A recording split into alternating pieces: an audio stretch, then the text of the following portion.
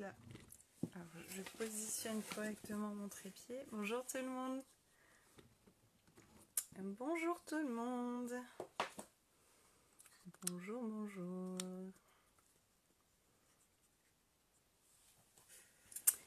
Bonjour, bienvenue tout le monde. Bonjour, bonjour. Alors, comme vous l'avez peut-être vu, c'est un live en duo pour parler de l'hypnose avec Marjorie de La Mélodie de Lina Wen. Et je suis très contente. Alors, je ne sais pas si elle est déjà arrivée. Donc, c'est un live où on va vous présenter un petit peu différentes techniques d'hypnose. Bonjour, bonjour. Ou plutôt, Marjorie va vous présenter différentes techniques d'hypnose, quels sont les bienfaits. Et vous aurez la possibilité de poser vos questions à la fin du live. On essaiera de le mettre en IGTV pour que vous puissiez avoir accès ultérieurement au live. Alors, bonjour tout le monde. Bonjour, bonjour. Je vois que Marjorie est par là. Donc pour les personnes qui nous rejoignent, c'est un live dédié à l'hypnose, aux différentes techniques d'hypnose. Alors hypnose qui a des vertus plutôt d'aide et d'accompagnement au bien-être. Hein. On n'est pas sur Mesmer, quoique. Donc je vais inviter Marjorie. Pouvoir débriefer ça ensemble. Donc là, il sera en replay, enfin j'espère, s'il n'y a pas d'erreur technique. Et coucou, et vous pourrez vous poser vos questions. Comment vas-tu? Ça va très bien et toi? Ça va? Est-ce que Alors, tu me on vient reçois bien niveau d'arriver, on est connexion? déjà Parce pas mal que nombreux. On va attendre un peu que la moi je connexion t'entends se très mal. Alors je ne stabilise. sais Je pas sais si pas ça si vient c'est... de moi. Pardon? Je t'entends pas super. Ouais, c'est ce que j'étais en train de dire. J'attends que la connexion se stabilise un petit peu, mais je crois que ça a l'air d'être bon là. Tu m'entends mieux? Ouais, nickel. Ok, sinon je bouge le trépied. Non, non, Alors, ça va, super. Alors, ce que je te propose, c'est tout simplement déjà de commencer par te présenter, puisque c'est un live où en fait c'est surtout toi qui va parler, qui va nous parler d'hypnose. Ok, Donc, si tu super, veux bien te présenter. nickel. Déjà, merci en tout cas, Athénaïs, de m'inviter sur ton compte pour ce live. Alors déjà pour les gens qui me connaissent pas, donc parce que j'imagine que qu'il y a beaucoup de personnes qui ne me connaissent pas ici. Donc je m'appelle Marjorie, je suis hypnothérapeute, enfin plutôt maître praticienne en hypnose sagesse pour utiliser les bons termes.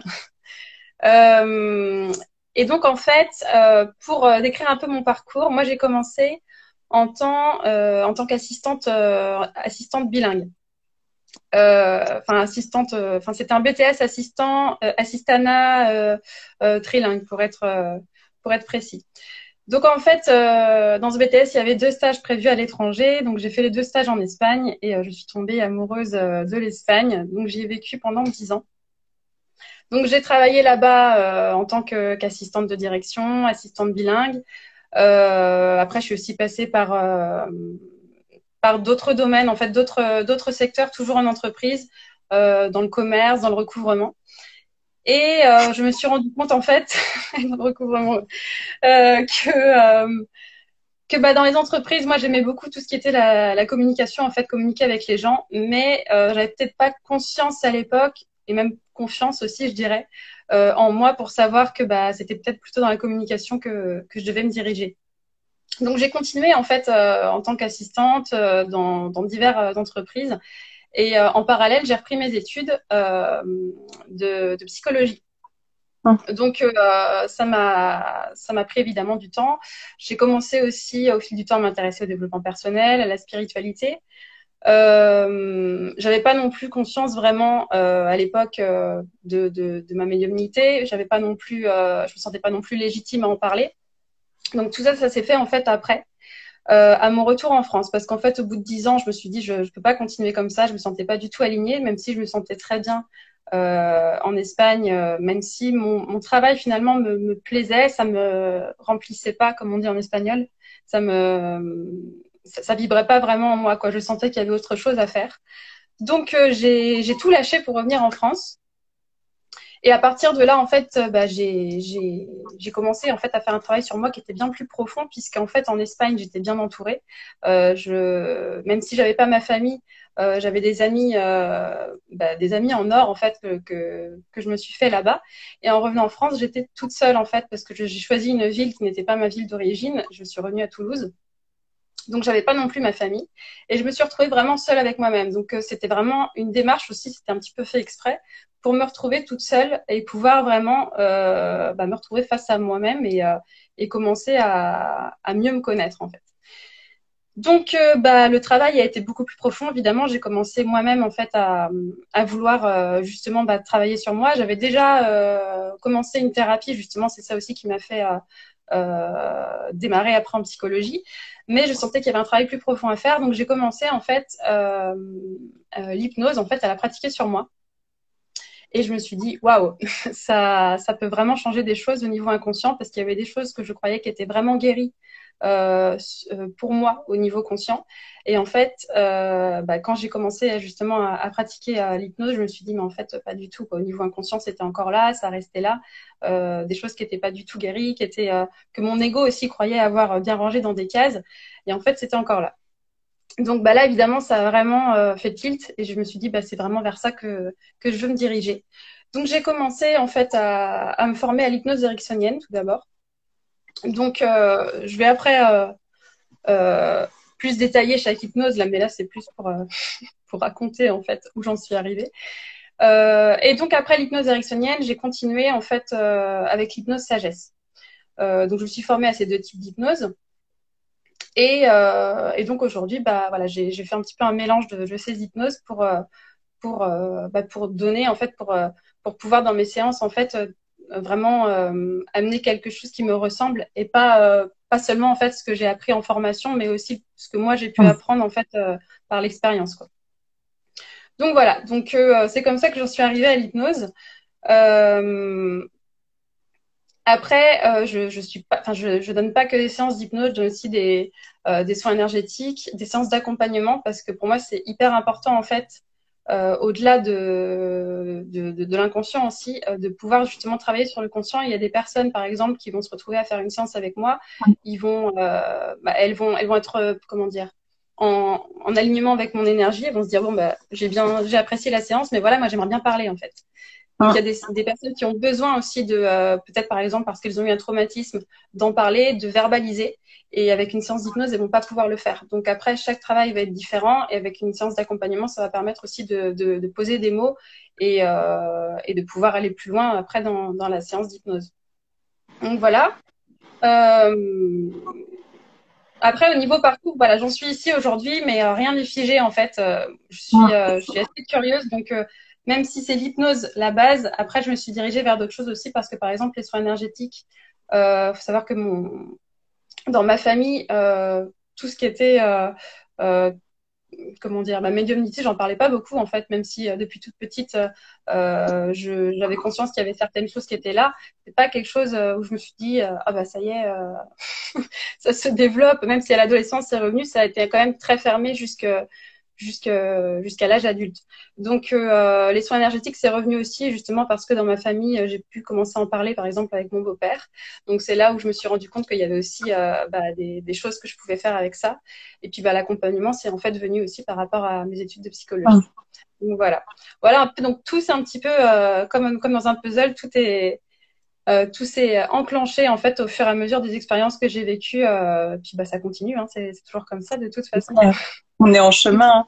Mais de toute façon, je pense que certainement que dans ton parcours, finalement, quand tu regardes un petit peu tes pierres de petits poussets que tu as laissées derrière toi, finalement, c'était toujours là quelque part, certainement, quoi. Et effectivement, t'es pas au bout de tes découvertes, j'en suis certaine. En plus, t'es encore assez jeune. Tu parlais effectivement de différentes techniques d'hypnose. Tu peux nous expliquer, en tout cas, alors déjà peut-être l'hypnose en général et les deux hypnoses que tu pratiques, enfin trois si on part du principe que tu as créé la tienne aussi. Alors en fait, déjà l'hypnose en général, c'est quelque chose qui est différent de la méditation. Je dis ça déjà en premier lieu parce que souvent, quand on ne connaît pas l'hypnose, on va se dire, bon, bah, en fait, c'est un état méditatif et voilà.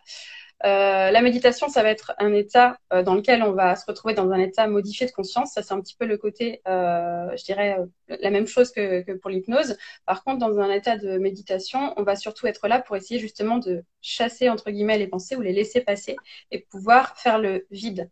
Tandis qu'en hypnose, on va être là dans un état modifié de conscience pour un but bien précis. Par exemple, une personne qui va vouloir, qui a des angoisses, qui veut se libérer de ses angoisses, elle va se mettre dans un état d'hypnose, que ce soit en auto-hypnose ou que ce soit par le biais d'une voix extérieure, d'un thérapeute, que ce soit moi ou n'importe qui d'autre, pour justement se libérer de ses angoisses. Donc avec l'hypnose, il y a toujours un but précis pour justement se sentir mieux en fait. C'est toujours pour avoir un sentiment de mieux-être.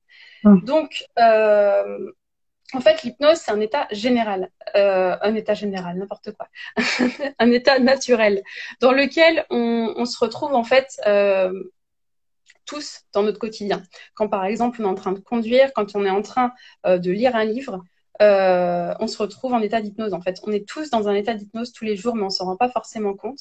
Donc en fait, la seule chose qui va être différente quand c'est un thérapeute qui va nous mettre en état d'hypnose, c'est que c'est juste une personne différente à nous qui va nous mettre dans cet état-là. Parce que c'est beaucoup plus facile en fait pour justement après pouvoir modifier des schémas, des choses qui ont été ancrées dans notre inconscient. Mais en fait, c'est un état naturel, donc c'est très facile de se mettre dans cet état-là parce que beaucoup de personnes après me demandent, je sais pas si je suis quelqu'un de réceptif. En fait, je reviendrai sûrement après parce qu'il y aura sûrement des questions qui vont être posées par rapport à ça. Mais en tout cas, voilà, c'est vraiment un état naturel dans lequel on se retrouve et on a accès beaucoup plus facilement à notre inconscient. Donc, après, la différence entre les deux types d'hypnose que moi j'ai pu étudier, l'hypnose ericksonienne, ça va être une hypnose où il va y avoir beaucoup plus de visualisation. On va, par exemple, une personne qui va arrêter de fumer, on va se centrer sur le fait qu'elle veuille arrêter de fumer. On ne va pas aller plus loin. Enfin, en tout cas, moi, ce que j'ai pu apprendre dans cette formation d'hypnose ericksonienne. Donc, ça va être beaucoup de la visualisation. C'est ça que j'aime beaucoup aussi parce qu'il y a des gens qui sont plus visuels qu'auditifs, qui ont besoin de visualiser, mais il y a des gens, au contraire, qui n'arrivent pas forcément à visualiser. Et ça va être beaucoup plus facile aussi pour eux, peut-être, un autre type d'hypnose. Et l'hypnose sagesse, justement, contrairement à l'hypnose ericksonienne, c'est qu'on va vraiment aller chercher la racine du problème. Donc, cette personne-là, justement, qui va arrêter de fumer, on va essayer d'aller voir pourquoi elle a commencé à fumer. Quelles sont les émotions qui sont liées à ça? Pourquoi elle n'arrive pas à arrêter? Mais aussi, quand elle a commencé à fumer, qu'est-ce qui s'est passé à ce moment-là qui fait qu'elle s'est mise à fumer? Est-ce que c'était pour avoir un sentiment d'appartenance avec les autres? Est-ce que c'était parce qu'elle avait un mal-être? Enfin bref, on va vraiment essayer d'aller voir au niveau émotionnel. Donc, ce type d'hypnose, c'est vraiment centré sur l'émotionnel. C'est toujours essayer de libérer les émotions qui ont pu être emmagasinées en fait pour la personne. Donc, ça peut très bien être des émotions qui ont été vécues à l'âge adulte, à l'adolescence, mais aussi pendant l'enfance, aussi même dans d'autres vies. Mais bon, ça, on en reviendra peut-être. Mais après, surtout, aussi, ça peut être des émotions qui sont liées au niveau transgénérationnel, pardon, ou ce qu'on a pu vivre aussi dans le ventre de notre mère. Donc, ça peut vraiment aller très loin. Et après, bon, moi, je veux pas dire que j'ai créé une hypnose parce que je pense pas. Par contre, j'essaye, disons, de m'approprier en fait ce que j'ai pu apprendre pour aussi un petit peu mettre mon empreinte et pas forcément appliquer à la lettre ce que j'ai pu apprendre si ça résonne pas complètement. J'essaye de prendre vraiment ce qui est vraiment en accord avec moi pour ensuite moi après pouvoir le partager. Donc en fait, je vais vraiment mêler la visualisation et l'hypnose sagesse. Ah oui, ce que je vous ai pas dit, c'est justement la particularité de l'hypnose sagesse. C'est justement par rapport à la visualisation, c'est de raconter par le biais d'histoires. En fait, je vais vous raconter des histoires à la troisième personne qui vont en fait amener l'inconscient à pouvoir comprendre beaucoup plus de choses. Parce que dans chaque histoire, il va y avoir des messages qui sont destinés à l'inconscient. Donc, par exemple, je vais te raconter l'histoire d'un chêne au beau milieu d'une clairière et en fait ton inconscient va commencer à se dire mais alors pourquoi elle me raconte ça, c'est quoi le rapport en fait avec la thématique que je lui dis, parce que parfois on a l'impression que ça n'a aucun rapport. Il y a toujours un rapport, en fait le message va vraiment être subliminal et c'est fait exprès pour que le mental commence à cogiter, mais l'inconscient lui il va toujours être là pour réceptionner les messages justement. Donc voilà, donc c'est pour ça aussi que cette hypnose me plaît énormément parce que Moi, j'ai aussi une autre casquette, entre guillemets, c'est celle d'auteur, d'écrivain, on va dire. J'adore en fait, j'adore écrire. D'ailleurs, dans mon compte, c'est un petit peu ce qui me caractérise. J'adore écrire. J'ai jamais assez de place pour mes posts. Mais c'est vrai que du coup, en fait, ça m'a vraiment permis de pouvoir développer tout ce côté dans l'imaginaire, de pouvoir vraiment justement écrire et par le biais d'histoires, pouvoir transmettre en fait des messages aux personnes qui souhaitaient des séances. Comment on trouve ces messages subliminaux dans les techniques, ou c'est quelque chose qui va faire appel à tes propres, je sais pas si on peut dire concordances ou Alors, je dirais les deux. Déjà, il y a des techniques. Effectivement, dans la formation sagesse, il y a des techniques en fait pour dans l'histoire pouvoir amener justement la personne à s'assimiler au personnage de l'histoire, à se dire bah tiens, ça me fait penser à ce que moi j'ai pu vivre par rapport à la thématique, puisque ça a toujours un lien avec la thématique. Par exemple, je sais pas moi, une personne, pour continuer sur l'angoisse, qui est angoissée, si on lui parle imaginons par exemple que l'angoisse est liée à une blessure d'abandon. On peut très bien parler dans l'histoire de quelque chose qui est lié à la blessure d'abandon. Mais aussi, on peut parler aussi dans une autre histoire de quelque chose qui est lié par exemple à la blessure de trahison. Et en fait, on va pouvoir mettre plusieurs petits messages comme ça qui vont peut-être réveiller chez la personne des choses. Mais là, ça va être juste je dirais comment dire, ça va être rien de sûr en fait. Si on fait ça de cette manière-là, c'est vraiment juste piocher dans les histoires. Alors moi, sans prétention, je vais faire ça, mais je vais aussi, et je pense que beaucoup aussi le font dans la formation sagesse ou dans d'autres formations d'hypnose, c'est aussi utiliser tout simplement son intuition, de se dire ok, là c'est peut-être plutôt lié à ça, donc on va plutôt aller vers ce type d'histoire, vers ce type de thématique, ce qui peut être lié, ce qui peut vraiment en fait être la cause en fait de la blessure ou du blocage ou du schéma répétitif. Donc ouais, c'est des techniques, mais c'est aussi beaucoup tout simplement de suivre son intuition, quoi. Quels sont tes supports de travail justement pour transmettre ces séances d'hypnose à des personnes? Donc je sais qu'il n'y a pas seulement le face à face comme ça peut arriver. Moi j'avais fait pour arrêter de fumer, oui, et pour passer mon permis de conduire que j'ai galéré à avoir. J'étais passée par contre par l'hypnose ericksonienne. On était Enfin, j'étais, puisque on était deux dans la pièce, puisqu'il y avait la praticienne et moi, allongés sur un canapé. Mais je veux dire, toi, tu fonctionnes comme ça ou tu as d'autres méthodes? Alors, il y a les séances en présence où la personne va être effectivement allongée ou il y a un fauteuil derrière, hein. Enfin semi-allongée, je dirais, où je vais justement lui parler. La personne va avoir les yeux fermés. Et là, ça va être en présence, il va y avoir un échange vraiment en présentiel. Il y a aussi des séances que je donne par téléphone ou par Skype, suivant la thématique. Je vais t'expliquer ensuite pourquoi. Donc par téléphone, en fait, ça va fonctionner de la même manière, si ce n'est que je vais toujours envoyer un email avant à la personne pour lui expliquer comment justement pouvoir s'installer avant la séance. Déjà le fait qu'elle soit dans un endroit calme, qu'il n'y ait pas de bruit, qu'elle soit pas dérangée, et aussi dans quelle position elle doit se trouver, dans quelle ambiance entre guillemets. Et lui expliquer vraiment comment va se dérouler la séance aussi, pour que quand la séance démarre, qu'il y ait moins de temps en fait d'introduction, non pas que je ne veuille pas parler avec la personne, mais qu'il y ait plus de temps justement pour la séance, parce que souvent il faut quand même un temps, surtout si c'est la première séance, pour que la personne puisse être rassurée, parce que l'hypnose malgré tout ça reste encore parfois quelque chose de pas forcément encore assez connu en fait au niveau thérapeutique. C'est souvent associé à l'hypnose de spectacle et les gens ont parfois une certaine peur en fait, même inconsciente. Donc c'est important de pouvoir rassurer la personne avant la séance. C'est pour ça que donc j'envoie cet email quand ça se passe par téléphone. Et pourquoi par Skype aussi? Parce qu'il y a certaines séances où je vais utiliser ce qu'on appelle le signaling. Donc dans ce cas-là, en fait, je vais avoir besoin de voir la personne si elle a les yeux fermés, de vraiment voir quelles sont ses émotions et aussi de pouvoir en fait communiquer avec elle. Soit par le biais de la déglutition, par exemple, en lui demandant de répondre par oui en déglutissant ou en bougeant un doigt. Et ça peut paraître fou, mais ça fonctionne. C'est assez incroyable, en fait. Je sais parce que ça m'avait paru incroyable quand je l'avais découvert. Et Et du coup, par Skype, ça va être plus pour des thématiques, par exemple, pour des allergies, des phobies ou des thématiques qui vont vraiment aller, enfin, des choses beaucoup plus profondes, en fait, où je vais avoir besoin justement de faire du signaling pour aller poser des questions à l'inconscient. Donc, dans ce cas-là, ça sera par Skype. Et sinon, ce que je fais aussi, donc c'est des audios d'hypnose. J'en fais de plus en plus. En ce moment, d'ailleurs, en juin et en juillet, j'ai arrêté les séances en présence justement en direct, pour me consacrer vraiment à ces audios. C'est des audios d'hypnose en fait qui vont être sur des thématiques bien précises.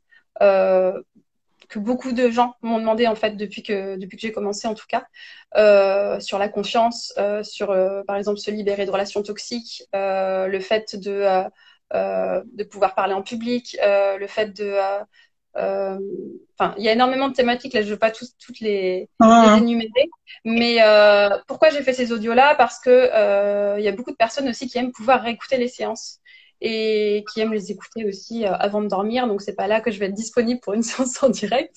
Et puis bah voilà, le concept d'audio, ça plaît beaucoup parce que c'est vrai qu'on peut réécouter la séance et que c'est quelque chose en fait où on va se sentir peut-être plus libre. Il va pas y avoir aussi le thérapeute derrière, et c'est aussi quelque part ramener à plus d'autonomie parce que bah, c'est aussi un petit peu le but. C'est pour ça aussi que j'avais fait un programme sur l'auto-hypnose pour que les personnes puissent vraiment commencer à retrouver plus d'autonomie et se replonger elles-mêmes en état d'auto-hypnose, parce qu'on peut tous, comme je vous disais, retrouver accès à cet état. Donc vraiment, le but, c'est ça, c'est d'arriver à plus d'autonomie. Donc, je dirais que c'est à peu près ça pour les différents supports. Et après, il y a aussi les mantras, enfin les soins intuitifs, ce que j'appelle les soins intuitifs. En fait, ça va être un audio, justement, mais là, qui va être personnalisé pour la personne. Mais la séance va être plus courte parce que je vais alors soit commencer par faire l'audio si ça me vient comme ça, soit commencer par écrire. En général, ça vient plutôt plus vite par écrit. À écrire en fait quelque chose sur la personne, mais ça va être vraiment dans l'énergie du moment, ce qui peut aider la personne justement à se libérer d'émotions coincées, à se libérer de choses qu'elle peut être en train de vivre, qui la plombe, que ce soit au niveau énergétique, au niveau émotionnel, au niveau vibratoire aussi. Et donc l'audio va être en fait juste la transition en fait au niveau pour que la personne puisse écouter la séance et pas seulement la lire. Donc ça va être ainsi quelque part double, parce qu'il y a des personnes encore une fois qui sont plus visuelles quand elles vont lire, ça va leur faire tilt, et d'autres personnes quand elles vont l'écouter, ça va être beaucoup plus fort. Et donc ça, c'est ce que j'appelle des mantras. En fait, c'est juste c'est une sorte de canalisation en fait que je vais faire en voyant la photo de la personne et en écrivant. Ça va être par l'écriture intuitive en fait. Voilà. Ouais, là, tu mets vraiment au service de ton travail, ton talent de médiumnité, ta capacité de médiumnique en fait combinée. Ouais, Ok. c'est ça. Exactement. Et d'ailleurs, après aussi au niveau écrit, pour terminer par rapport au support, il y a aussi des livres que j'ai fait, donc des livres d'auto-hypnose. Donc là, ça va être aussi vraiment intuitif. En fait, la personne va pouvoir ouvrir le livre à la page, à une page au hasard, entre guillemets, et pouvoir lire une mini-séance d'hypnose. Et donc, il y a un des deux livres que j'ai mis en audio aussi, parce que j'avais eu des demandes par rapport à ça, justement par rapport aux personnes qui aiment moins lire, mais qui sont plus dans l'auditif, dans le pouvoir écouter en fait les séances, de pouvoir retranscrire ce livre en audio. Donc il y a un des livres, c'est donc Partition intuitive. Ça va plus parler de comment dire, de choses qu'on a pu vivre dans l'enfance, de choses qui sont liées à des questionnements en fait de ce qu'on peut vivre dans la vie de tous les jours. Donc ça va vraiment être des séances, des mini-séances pour se reconnecter à son enfant intérieur, pour juste se reconnecter à son intuition, à son cœur. C'est vraiment très intuitif. Et l'autre livre, pardon, c'est Avant que tu ne viennes au monde. Donc ça, c'est un livre que j'ai fait pour ma fille quand j'étais enceinte. Et puis après, je me suis dit que je pouvais le partager parce que ça pourrait peut-être parler à d'autres mamans et d'autres personnes. Parce qu'à la base, je l'avais écrit pour ma fille, mais en fait, je me suis dit que ça pouvait aider pour tout ce qui est pour libérer en fait une mémoire originelle, parce que quand on est dans le ventre de sa mère, parfois on vit des choses, on vit des blocages aussi quand on n'est pas encore né, et c'est important de pouvoir libérer ça, que ce soit pour le bébé ou que ce soit pour la maman, ou même pour des personnes qui ne sont pas forcément parents, mais qui justement ont des blocages qui viennent de là. Voilà. Super intéressant. Tu peux me parler un petit peu des domaines d'application de l'hypnose, dans quel domaine, voilà, psychique, physique, émotionnel, un peu tout ça. Est-ce que tu peux un petit peu nous Développer. expliquer? Alors, en fait, ça peut vraiment toucher à beaucoup, beaucoup de choses, sachant que je ne vais jamais, en fait, moi, pouvoir, comment dire, guérir la personne. Je vais juste l'accompagner.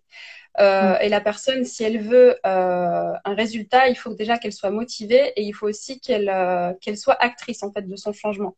Donc c'est la première chose que je dis toujours avant de préciser les, les différents comment dire les différentes thématiques qui peuvent être abordées en hypnose parce que par exemple ce qui revient souvent en fait pour des personnes qui ont jamais fait de séance, c'est pour perdre du poids. Alors moi je vais pas, je suis pas magicienne, je vais pas, puis en plus ça serait pas forcément bon. Mais du coup c'est vrai que c'est important en fait déjà de la personne de toujours lui redonner son plein pouvoir en lui disant ok tu viens pour une séance même si c'est pour une perte de poids, c'est pas seulement moi qui vais agir, c'est déjà toi qui vas agir grâce quelque part au fait que tu te reconnectes à ton inconscient, mais ça aurait pu être moi, ça aurait pu être un autre déclic. Le but, c'est pas, en fait, déjà aussi remettre vraiment dans le contexte que la personne puisse retrouver son pouvoir. Bon, parenthèse faite, je reviens sur les thématiques. Donc, il y a évidemment donc les troubles alimentaires, justement la perte de poids, l'anorexie, la boulimie. Après, il y a aussi tout ce qui est troubles comment dire, dermatologiques, l'eczéma, le psoriasis, l'acné. Donc, je dis pas que ça vient que de l'émotionnel, mais ça peut souvent être lié à l'émotionnel. Donc, évidemment, ça, on va agir sur ce côté-là, en fait, si le problème vient de là. Après, ça peut être tout ce qui est allergie, phobie, tout ce qui est aussi des problèmes, je dirais, psychologiques, par exemple la confiance, la timidité, des traumatismes qui ont pu être vécus aussi dans l'enfance. Ça peut être des maladies graves aussi, par exemple un accompagnement, par exemple pour les accompagnements médicaux plus lourds, par exemple quand on a un cancer, de pouvoir aussi, je dis pas guérir du cancer, hein, mais je dis, je dis pouvoir vivre ça d'une manière plus sereine. Après un AVC aussi. Il y a pas mal de demandes après les AVC parce que souvent, justement, après, c'est difficile de pouvoir justement revenir à un état de conscience qui est le même qu'avant. Tout ce qui est aussi la migraine, en fait, tout ce qui peut nous arriver aussi de manière physique, en fait, où on se dit, bah, mince, je comprends pas, j'ai mal quelque part, je sais pas à quoi c'est lié, ça peut être lié à l'émotionnel. Donc, c'est important de pouvoir justement aller chercher ce qui peut être lié à ça. Et puis bah après, il y a tout le domaine aussi professionnel, je dirais, dans le côté entreprise justement, où là, on va se retrouver avec tout ce qui est burn-out. Alors même dans le côté personnel, la dépression, mais ça revient un peu au même. Le burn-out, le côté aussi par rapport à la hiérarchie, de s'imposer aux autres. Donc ça va être aussi au niveau personnel ou professionnel. Retrouver aussi, par exemple, alors je veux pas forcément dire trouver sa mission de vie, mais ça va être vraiment en fait justement retrouver son chemin en se disant en pouvant alors soit par un accompagnement conscient mais justement en hypnose on va travailler là-dessus en se disant en pouvant aller voir au niveau de l'inconscient qu'est-ce qui peut bloquer, est-ce que c'est le regard des autres, est-ce qu'en fait on a vraiment envie d'aller vers telle ou telle voie, donc ça peut en fait aider à débloquer des choses aussi sur ce côté-là. Ça peut être aussi pour se reconnecter à son intuition, ça peut être pour plein de choses. Mais après, c'est toujours important. C'est pour ça aussi que j'ai fait ces audios-là pour les personnes qui vont être plus curieuses pour ça. Mais c'est quand même thérapeutique à la base. Donc, c'est super d'être curieux. Mais des personnes qui vont me demander des séances, c'est important que ce soit pour des choses aussi qui sont vraiment liées en fait à ce qu'elles ont besoin de guérir et pas forcément juste pour se dire bah tiens je vais faire une séance pour par exemple aller voir ce que j'ai vécu dans des vies antérieures ou le but c'est finalement la vie dans laquelle on est aujourd'hui en fait je dirais enfin selon moi, donc c'est important quand même de pouvoir rester conscient en fait de ce qu'on a vraiment à guérir et de pas forcément se dire tiens je veux faire ça parce que un tel m'a dit que ça pouvait être super intéressant. Donc c'est vraiment aussi replacer aussi les thématiques parce que j'ai parfois des demandes qui sont pas forcément nécessaires. Donc c'est Voilà. Mais après, ça peut être vraiment, vraiment beaucoup de choses, hein. Là, j'oublie sûrement beaucoup Ouais, mais c'est déjà un bon panel là. Oui. C'est déjà pas mal. Ouais, je te rejoins parce que alors régulièrement en séance, moi j'ai des fois des informations sur des origines transgénérationnelles et puis il y a les personnes qui veulent savoir quel est genre l'élément déclencheur dans la vie d'un de leurs ancêtres, etc. Moi j'ai pas accès à ça et on me dit ah est-ce qu'une séance d'hypnose pourrait m'aider? Mais en fait la question que je pose c'est pourquoi? Parce que effectivement, comme tu l'as dit, quand c'est pas un besoin, bon, en soins énergétiques, on agit déjà sur l'émotionnel, les problématiques. C'est très proche, hein, souvent de l'hypnose finalement. Mais par contre, effectivement, aller chercher certaines causes, mettre le doigt sur une difficulté d'un de nos ancêtres ou même d'une vie antérieure, bah, des fois, ça ramène plus de questionnements que de réponses. Est-ce qu'on peut mettre les pieds dans le plat ou pas d'ailleurs sur tout ce qui est hypnose de régression ou en parler un Oui, petit peu? oui, on peut mettre les pieds dans le plat, tout à fait. Euh, Alors moi, je sais pas, c'est pas vraiment un domaine dans le sens où j'ai déjà fait des hypnoses là-dessus quand je le jugeais nécessaire pour certaines personnes parce que je voyais que c'était vraiment important justement pour dans cette vie-ci pouvoir retrouver un bien-être. Mais c'est pas quelque chose que je fais régulièrement. Et parfois, j'ai eu des demandes de personnes justement qui étaient plutôt dans la curiosité ou peut-être même pour satisfaire leur ego finalement, même de manière inconsciente, pour aller chercher, par exemple, s'ils ont été chamans dans une autre vie ou si ci ou si ça. Alors, ça peut être très, comment dire, très plaisant, mais ça peut être aussi très destructeur et même dangereux, enfin, pour moi, hein, selon moi, de jouer en fait avec les hypnoses de régression parce que on peut aussi avoir vécu des choses pas jolies et pas avoir été quelqu'un de foncièrement gentil ou bienveillant. Voilà. Donc, On est ça peut être la première. Napoléon en fait, hein. Faut le Pardon. dire. On est rarement Jeanne d'Arc ou Napoléon en plus. Exactement, c'est tout à fait ça. Donc c'est vrai que après moi je reste quand même un petit peu avec de la distance avec ce genre d'hypnose. Après moi j'ai pas de formation entre guillemets là-dedans. Moi je l'ai fait vraiment de manière intuitive parce que c'est pareil. Moi j'ai accès aussi quand je donne des hypnoses à ce qui est transgénérationnel et ça peut être aussi l'accès à d'autres vies. J'ai parfois des flashs, mais parfois c'est nécessaire, parfois ça ne l'est pas en fait.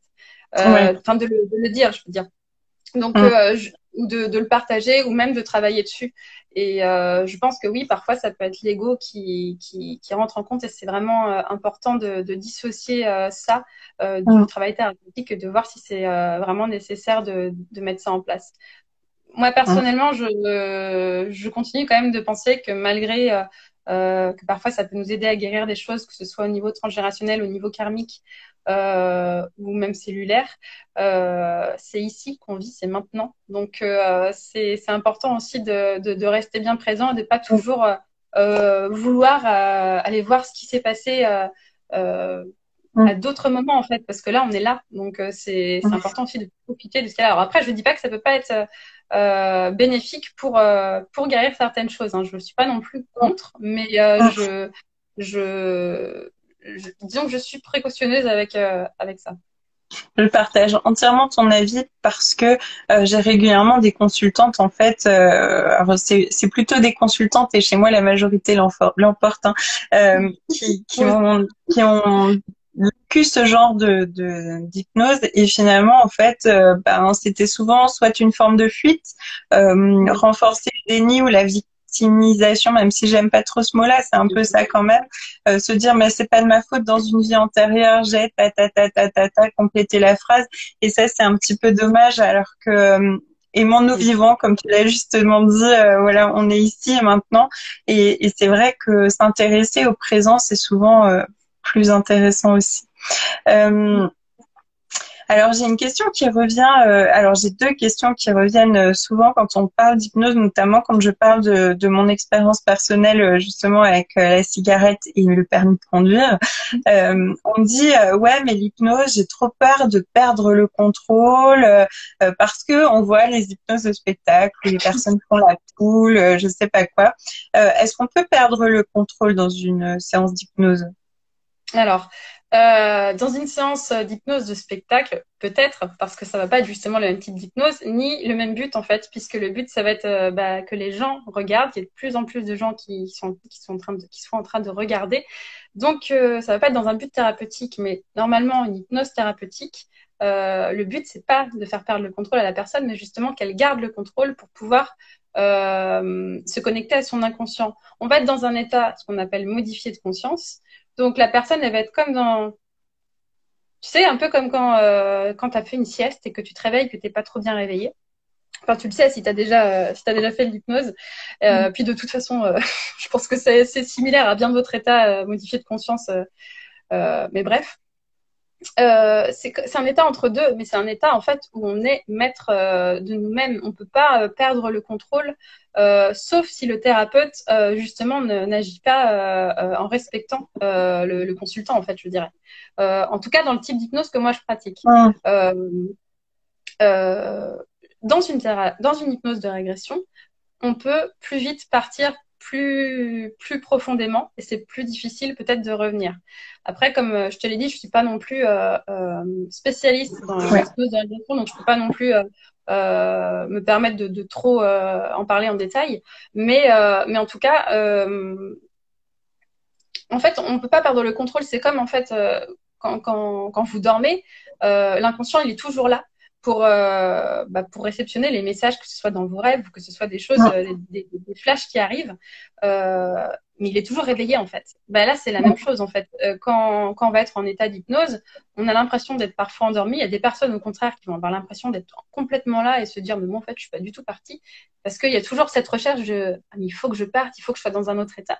Alors que pas forcément. On peut très bien avoir des messages et des déclics sans avoir à partir dans un état complètement, je dirais, hors du temps, quoi. Parfois, on a l'impression que l'hypnose, c'est un petit peu, oh là là, je vais avoir les yeux qui vont partir dans tous les sens et je vais être complètement plus du tout maître de moi, alors que pas du tout, en fait. On a juste les yeux fermés. C'est comme une séance de relaxation. On a parfois un peu l'impression, effectivement, que ça fait des va-et-vient entre le rêve et la réalité. Mais on est toujours là.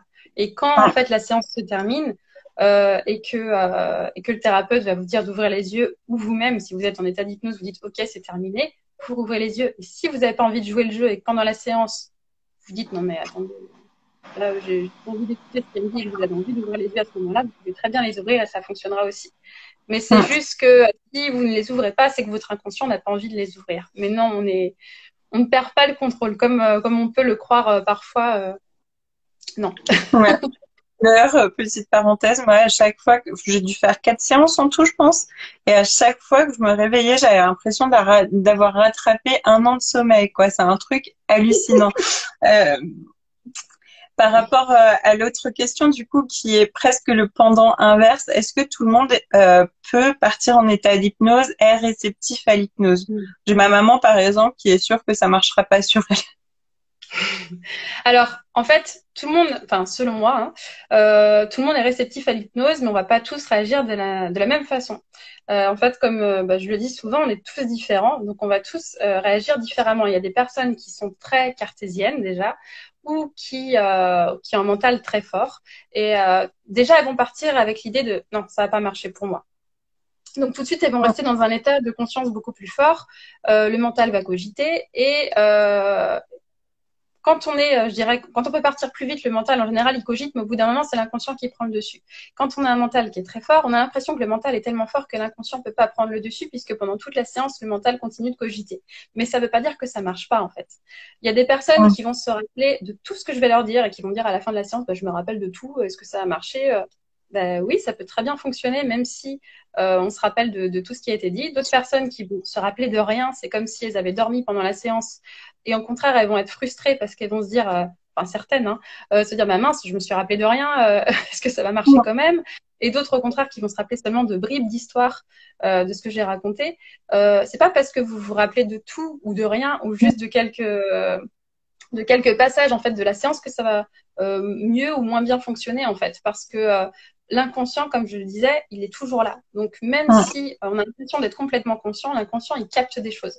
Après, par contre, on peut pas se comparer en fait aux autres parce qu'il y a des personnes pour qui l'hypnose, ça va fonctionner en un jour ou même sur le moment de la séance où ils vont avoir l'impression d'avoir un déclic énorme. D'autres personnes, il va falloir 2, 3 semaines, voire un mois pour qu'il y ait des choses qui se mettent en place. Et ça ne veut pas dire que ces personnes-là sont moins réceptives. Ça dépend aussi du passif de la personne, de l'état dans lequel était la personne au moment de la séance, si par exemple elle était plus fatiguée, ou aussi tout simplement de sa sensibilité. Il y a des personnes aussi au niveau énergétique qui se blindent. Donc après, au niveau émotionnel, c'est la même chose. Elles vont peut-être sentir, oh là là, je sens qu'au niveau émotionnel, ça bouge maintenant. Donc il va falloir plusieurs séances pour des personnes un peu plus réticentes ou pas. En fait, ça va vraiment dépendre de chacun. Donc, je peux pas le dire à l'avance, mais par contre, pour moi, on est tous réceptifs parce que il va y avoir toujours quelque chose qui peut se passer dans le domaine de l'inconscient, même si consciemment, on a l'impression que c'est moins puissant, en fait. Un accompagnement énergétique, c'est assez similaire en fait, parce qu'il y a des personnes qui vont dire oh j'ai tout senti, il y en a même qui vont faire ce que beaucoup appellent des crises de guérison. Alors je sais pas si ça se fait en hypnose ou pas.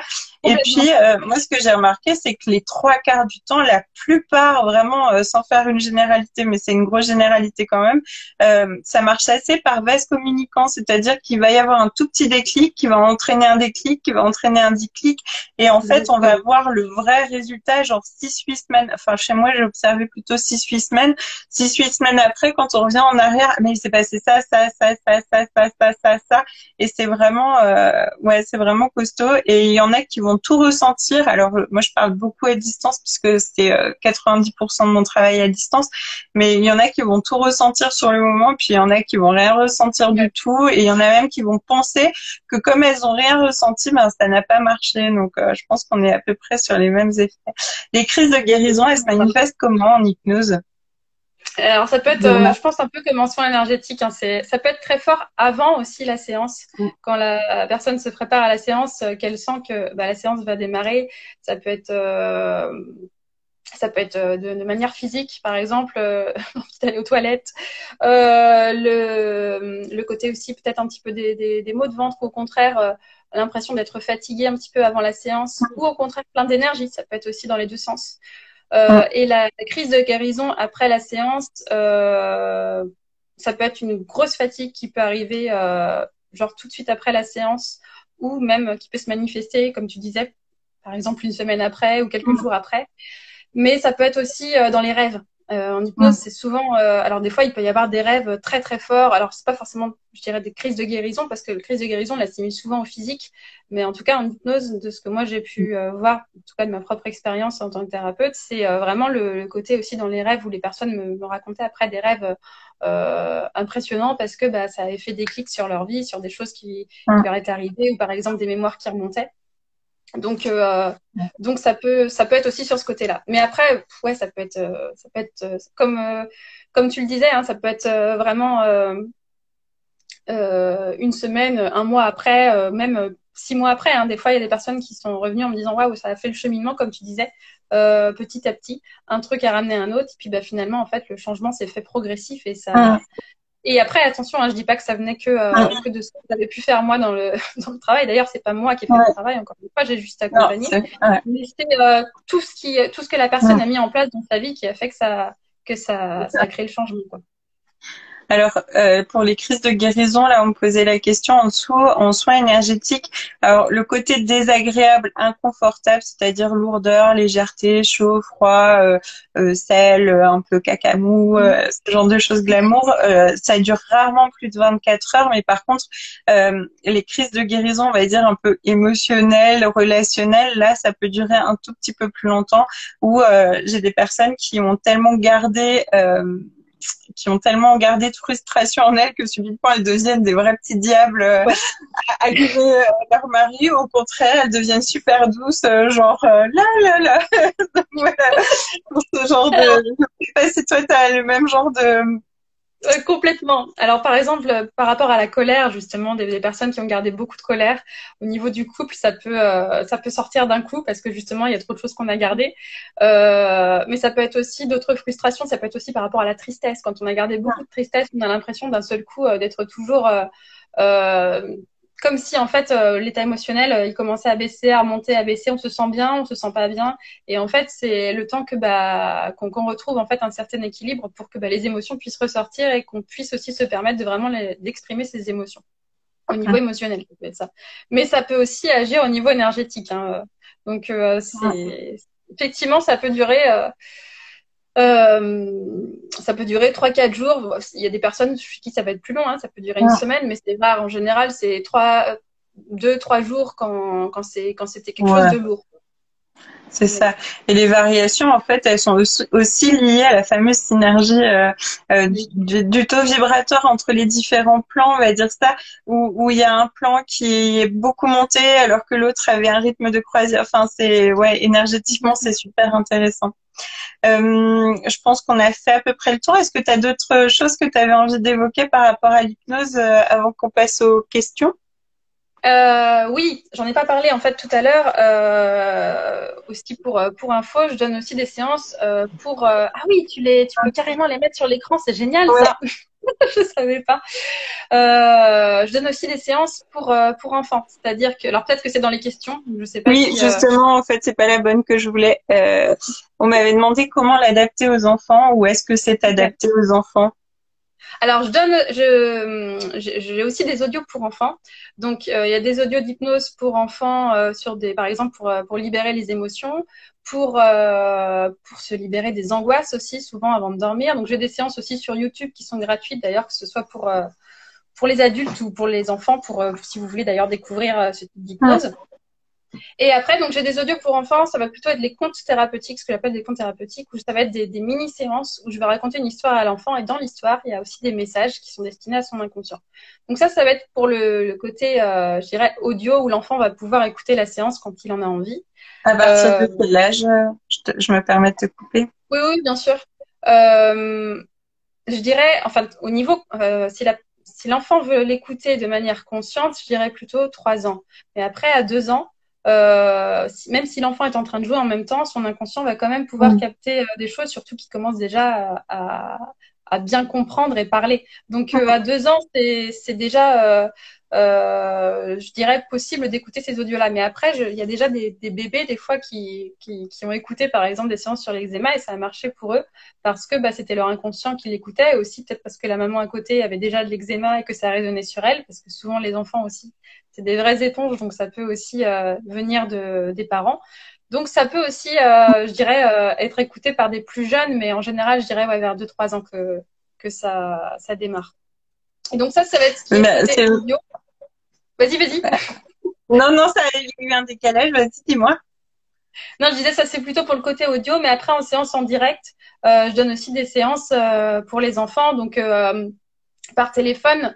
Comme on peut pas justement voir l'enfant, je vais vraiment avoir une interaction avec l'enfant pour voir justement ce qu'il aime, commencer à parler avec l'enfant, essayer de voir justement ses passions, et à partir de là créer des histoires qui lui plaisent, qui sont en rapport avec la thématique pour laquelle souvent les parents demandent la séance. Par exemple, s'il s'agit de pipi au lit, s'il s'agit d'angoisse, de jalousie par rapport aux frères et sœurs, s'il s'agit, je sais pas moi, ça peut être pour énormément de choses aussi, pour tout ce qui est blocage émotionnel aussi de l'enfant et émotions coincées, et aussi des traumatismes d'ailleurs.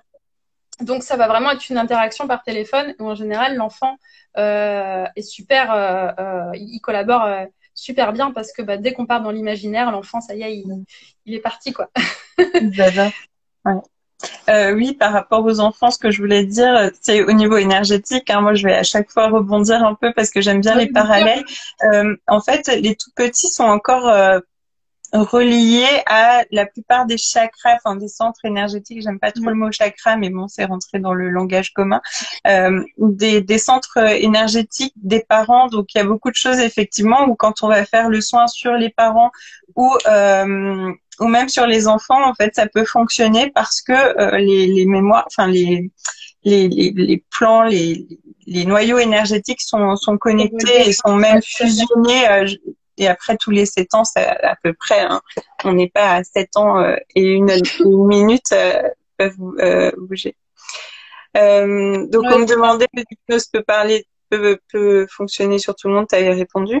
Et là, on me demandait est-ce que ça peut permettre de débloquer certains blocages et faire ressortir ce qui ne va pas. Alors j'imagine quand on se rend compte qu'il y a quelque chose qui va pas, une situation répétitive, peut-être, par exemple, est-ce que ça peut mettre en évidence ce qui s'est passé?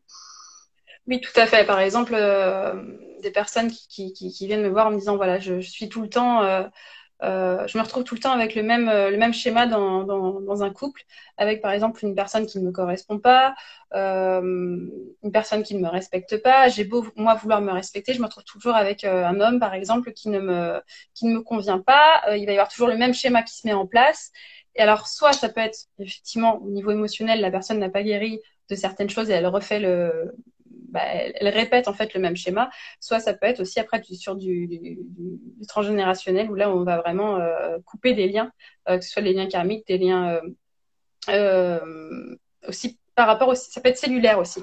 Mais bref, oui, ça peut fonctionner aussi pour ça, mais c'est toujours important de prendre en compte que c'est la personne qui va mettre ça en place. Moi, je vais pouvoir aider la personne, pardon, à se reconnecter à son inconscient, mais si l'inconscient ne veut pas collaborer, qu'il n'est pas prêt à guérir certaines choses, il va tout simplement me faire barrage. Moi, je vais être amenée à voir ce que l'inconscient est prêt à guérir, que ce soit pour des blocages, que ce soit pour des troubles alimentaires, que ce soit pour des troubles psychologiques.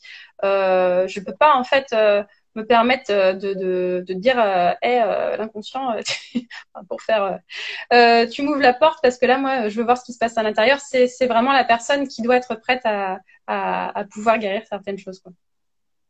Ouais, t'es un petit peu comme le GPS, quoi. Après, Voilà, si on n'a pas envie de suivre ton trajet, on peut aller ailleurs. Alors, il nous reste à peu près 5 minutes. Alors, si vous avez encore des questions, n'hésitez pas. Alors, je vais juste reprendre parce qu'il y avait eu des remarques sur le fait qu'Erikson utilisait les métaphores un maximum et racontait des histoires. Donc, c'est ce que tu expliquais un petit peu, hein, c'est qu'il expliquait en Erikson, si j'ai bien compris, on va tester si j'ai bien compris. En ericksonienne, on va plutôt justement utiliser des métaphores très liées directement, par exemple une image avec je sais pas, la cigarette, on la sort pas du paquet ou des choses comme ça, alors que en sagesse, on va peut-être même pas évoquer le mot cigarette, c'est ça? Enfin. Alors, on peut évoquer le mot cigarette, mais oui, on va pas forcément l'évoquer parce qu'on va plus être dans quelque chose de justement d'inconscient où on va rester en retrait pour que pour que l'inconscient de la personne puisse retrouver dans les messages des histoires ce qui se passe, mais que le mental ne cogite pas trop sur ce qui se passe dans les histoires. En ericksonienne, moi, en tout cas, de ce que j'ai appris, c'est que c'était pas forcément des métaphores qui s'éloignaient trop de la thématique. Ça pouvait être des métaphores, effectivement, des histoires. Après, je connais pas l'histoire d'Erikson dans toute sa, mais de ce que j'ai appris en tout cas dans la formation de l'hypnose ericksonienne, c'est que c'était des métaphores où, par exemple, on va dire, vous vous sentez plus relaxé, vous sentez du dégoût en fumant, ou des choses où vraiment on va assimiler quand même la cigarette pour que l'inconscient puisse se dire, la cigarette, ça ne me plaît plus du tout en fait. Mais ça va être direct, tandis qu'avec l'hypnose sagesse, ça va être plutôt à la fin. Ou après les histoires, on va dire, maintenant, voilà, là, vous avez eu telle ou telle histoire. Maintenant, sur vous, qu'est-ce que ça peut provoquer comme changement à partir d'aujourd'hui? La cigarette, c'est fini parce que vous voyez bien, en fait, que par rapport à tout ce qu'on a dit avant, c'est pas bon pour vous, quoi. Là, c'est vraiment bateau, comment je le dis, hein, c'est pas comme ça en séance. Mais c'est vraiment pour faire court et pour résumer, parce que je vois qu'il n'y a pas beaucoup de temps, en fait, et je veux pas apprécier les autres questions. Ça prenne toute la place. Je crois pas que j'en ai vu d'autres. Par contre, j'en ai une. J'ai écouté certains de tes audios sur YouTube et on se rend compte que tu as vraiment ce ton monocorde que j'avais pas forcément remarqué avec ma praticienne en Erickson, du coup. Et est-ce que c'est quelque chose qui est propre à ta pratique ou c'est quelque chose qu'on vous enseigne? Parce que, alors, on m'avait aussi dit pour, par exemple, endormir les enfants, c'est aussi une technique qu'on peut faire. Par exemple, chanter Frère Jacques. Voilà. En d'être la plus ouais, complètement, d'être de plus en plus lent. Alors en hypnose ericksonienne, oui, on nous apprend quand même à parler d'une manière un peu plus lente, en sagesse beaucoup, de parler de manière vraiment très posée pour vraiment induire justement l'inconscient à être plus présent, à se relaxer, puis aussi que la personne puisse se dire ouh là là, un petit peu de se sentir dans un état un petit peu méditatif, dans un état relaxant. Mais au-delà de ça, donc moi, alors je sais pas quel audio tu as écouté, mais dans les premiers audios que j'ai fait, j'avais plus J'avais plutôt ce ton-là en fait où je restais dans quelque chose de plus posé et au fur et à mesure en fait des séances que j'ai données, de l'expérience que j'ai pu avoir, euh, je me suis rendu compte en fait que c'était aussi intéressant d'avoir des fois des passages où j'allais plus vite, justement des passages qui étaient peut-être plus forts en émotion parce que c'est là où ça peut aider la personne aussi à faire ressortir des choses justement. Donc dans certains audios ou en tout cas dans mes dernières séances, souvent bah, il y a des passages où je vais parler beaucoup plus vite, d'une manière peut-être qui paraît un peu plus théâtrale, parce que ça va être beaucoup pris par l'émotion, parce qu'en général, quand je donne la séance, en tout cas surtout en direct, je vais me connecter à l'inconscient, donc je vais aussi le vivre, entre guillemets. Donc ça va être aussi beaucoup dans l'émotion. Donc ça va être quelque chose de linéaire, et puis après ça peut un petit peu remonter, ça revient en général, mais c'est quand même quelque chose de très, très apaisant. Ça te prend combien de temps de préparer à l'avance? Parce que j'imagine qu'il y a quand même une préparation. Ça te prend combien de temps de préparer justement le texte ou euh, avant la personne, enfin avant de recevoir la personne En séance en direct, tu veux dire, ou en Oui, audio?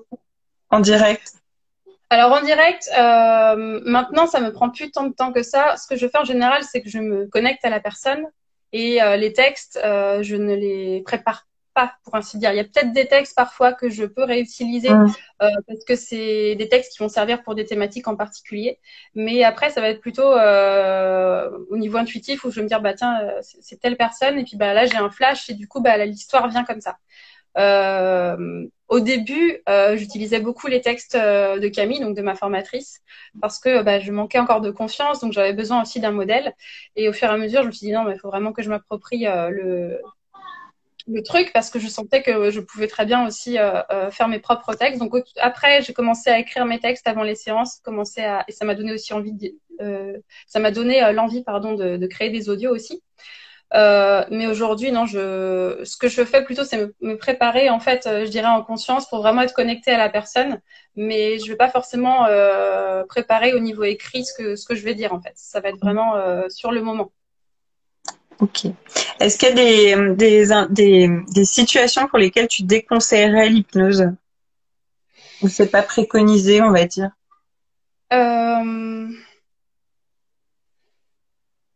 pour des personnes peut-être qui font des crises de tétanie, Mm. des personnes qui vont avoir des fortes angoisses, je préfère les voir par Skype et qu'il y ait une personne qui puisse les accompagner pendant la D'accord. séance. Il y a quelque chose qui peut se produire à ce moment-là. Normalement, non, mais on ne sait jamais. Et voilà.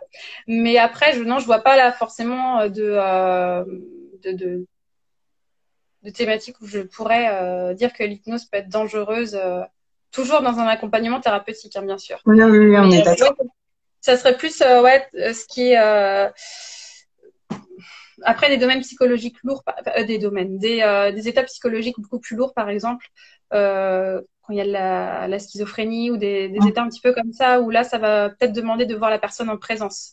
Et des personnes aussi évidemment dangereuses, enfin dangereuses. Quand je dis dangereuses, par exemple, des personnes qui sont en prison, parce qu'il y a aussi des fois des cas comme ça de personnes qui souhaitent aller vers un mieux-être, mais qui ont comment dire, qui peuvent avoir des blocages, mais aussi qui peuvent complètement changer de comportement Mm. même en pleine hypnose. Donc dans ce cas-là, effectivement, je ne vais pas forcément le recommander ni pour moi en tant que thérapeute, ni pour la personne si je sens qu'elle n'est pas prête, ou alors qu'il y ait quelqu'un à côté, quoi. Ok. Alors, je vais juste regarder. Donc là, on me disait, quelqu'un qui disait qu'à chaque fois, ça a été magique et qu'elle avait fait aussi appel pour son fils, qu'il fallait surtout pas hésiter à faire appel à toi. C'est vrai que moi, j'ai toujours eu des bons retours. Merci, Euh, Florence. on m'a dit que ça pouvait sortir du déni par rapport au blocage d'enfance. Ah oui, il y a eu plein de trucs décrits. Ouais. Que soit l'hypnose. Donc ça, il faudra regarder en replay parce qu'on en a évoqué beaucoup, beaucoup, beaucoup des choses. Je crois qu'on a fait à peu près le tour. Euh, L'hypnose marchait. On n'avait pas eu énormément de questions. pas ce qui s'est passé. De toute façon, je vois qu'il reste 30 secondes, juste le temps de se dire au revoir.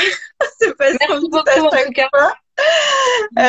Donc on espère vraiment que ce live vous aura plu. Je te remercie 1000 fois d'avoir accepté de venir à ton tour sur ma page et de nous avoir parlé de cette technique qui est super chouette.